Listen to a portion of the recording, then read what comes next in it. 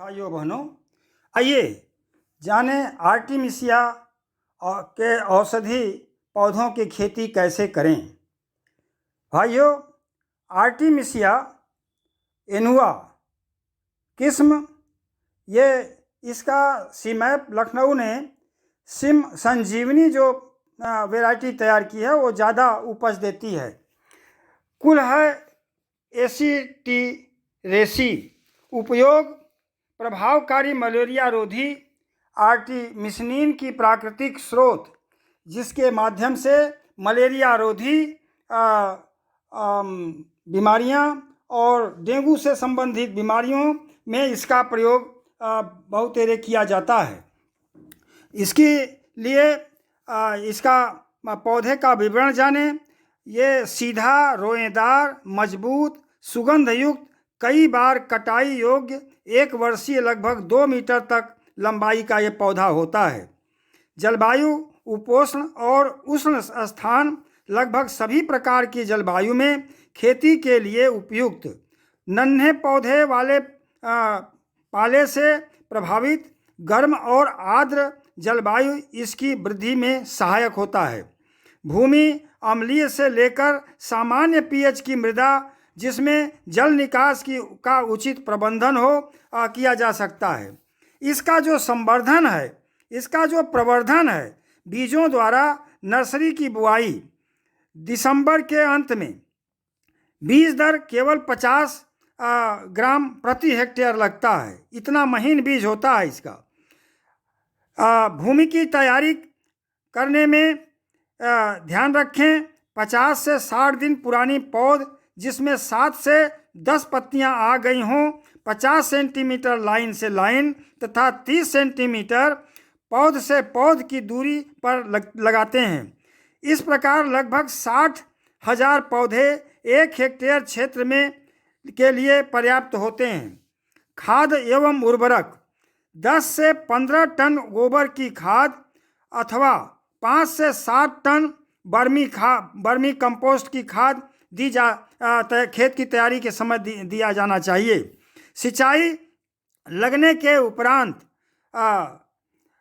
बाद कम से कम तत्पश्चात आवश्यकता अनुसार करना चाहिए। अगर पौधा सिंचाई मांगता है तो करें, लेकिन सिंचाई के साथ साथ इस बात का ध्यान रखें कि वेस्ट डिकम्पोजर के लिक्विड कल्चर के माध्यम से 18-20 तरह के पत्थरों का सत निकाल लें, जो पानी के साथ आप इसे देते रहें, और इससे आपको किसी भी तरह की अन्य कोई खाद की आवश्यकता नहीं पड़ेगी, क्योंकि पत्थरों में 120 तरह के तत्व पाए जाते हैं जो मिट्टी में जा करके इसकी उर्वरा शक्ति को बढ़ा देंगे। बीमारी एवं कीट, कोई विशेष बीमारी इस पौधे में लगता ही नहीं है। कटाई, प्रथम कटाई रोपाई के लगभग 100 दिन बाद तथा बाद की कटाई 50-60 दिनों के अंतराल पर कुल 2 से 3 कटाइयाँ इसकी की जा सकती हैं। साग को अर्ध छाया में 10% नमी तक इसको सुखाएं।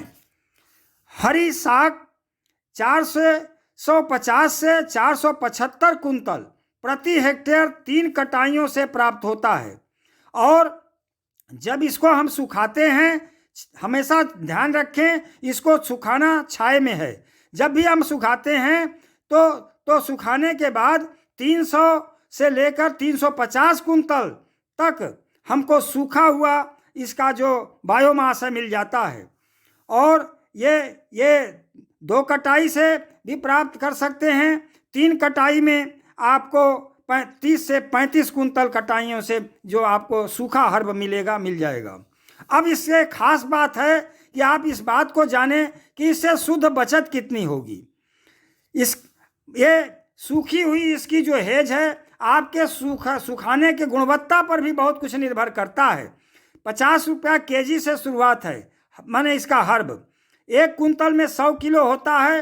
100 किलो इंटू 50 के रेट से 5,000 रुपया कुंतल के हिसाब से इसकी बिक्री होगी।